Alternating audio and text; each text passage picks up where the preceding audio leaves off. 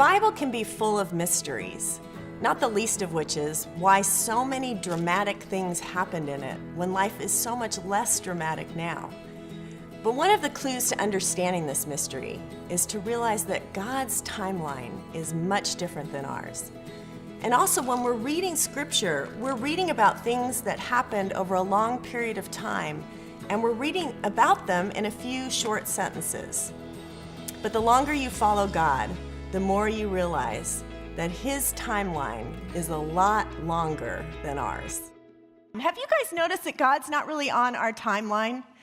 And I don't know about you, but I've noticed He doesn't usually do things faster than I would like Him to. In fact, I have a little joke about this. I'm not really a joke gal, but I like this joke. A man was trying to outsmart God. And so he said, God, is it true that 1,000 years for you is like a second? And God said, yeah, that's true. Well, then, is it also true that $1,000 is like a penny? And God said, well, yeah, I guess that's true. And he goes, well, then, God, can I have a penny? And God said, sure, just a second. We cannot outsmart God.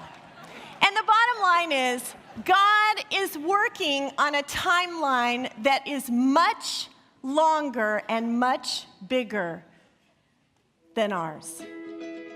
Reading the stories of the Bible, we sometimes have an impression that they happened like this.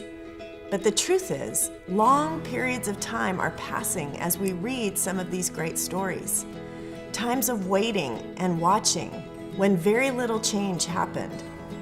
And when the culmination of the story happens, a few paragraphs or chapters later, a lot of time has actually passed. If we watch that footage the way it actually happened, the same amount of time that it took you to watch all of that, this is what actually happened in that time period.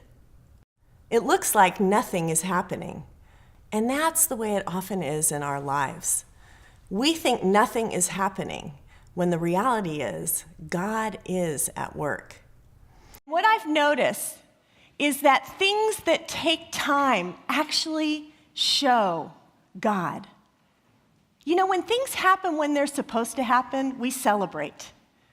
But when things happen when they're not supposed to happen, we worship because we see God in it. That was true with Abraham and Sarah. You guys know that story. I mean, she was already 80 years old when they got the promise. Then it's another 10 years. She had a baby when she was 90 and Abraham was 100 years old. They named their baby Laughter. Of course they did. That's the funniest thing I've ever heard in my life. I mean, this couple was in Depends and diapers at the same time. But this story was a God story. And yeah, they tried to do it their way with Hagar, but you know what? God said, no. I'm big enough to do this myself. God doesn't operate on our timeline. The only way we can live a God story is by holding on to God and trusting Him.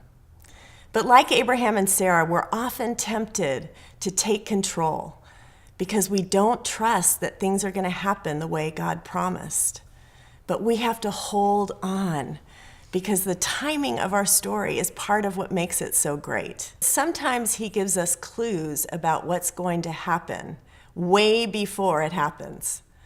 Abraham and Sarah were actually told that they were going to have a baby 10 years before it actually happened. But when God does this, we have to hold on because it's going to unfold in His timing and in His way, no matter how crazy it seems to us when it's told to us.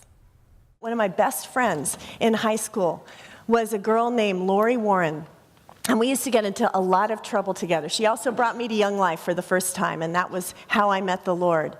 But we got in a lot of trouble together, and one night we had gotten into trouble. We had gone to a concert, and very honestly, we had had so much to drink that we missed the entire concert.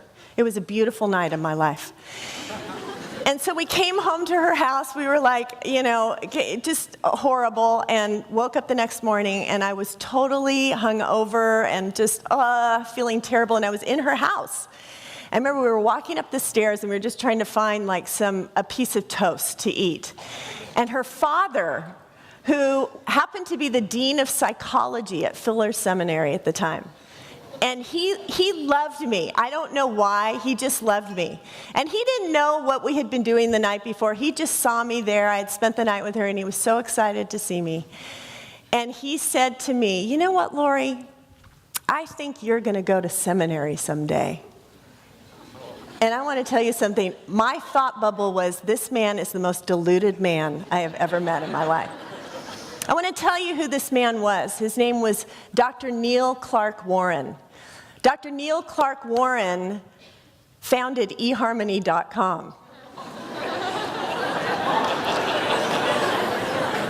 And I could have said to him at that time, Dr. Warren, someday you will start the biggest online dating service there ever will be on the internet. And he would have said, what's the internet? Because at that time, you know, and I just think back to these times, and this is one of the wonderful things about growing old, is that you just see that much more of God at work.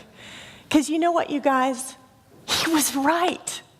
I did go to seminary, and I didn't even think back on that conversation until I entered the doors of Fuller Seminary, and I thought, oh my gosh, Dr. Warren knew I would be here. He saw something in me. You find people who see something in you. You remember the words that they spoke to you. You find older people in your life who have been walking with Jesus. The older, the better.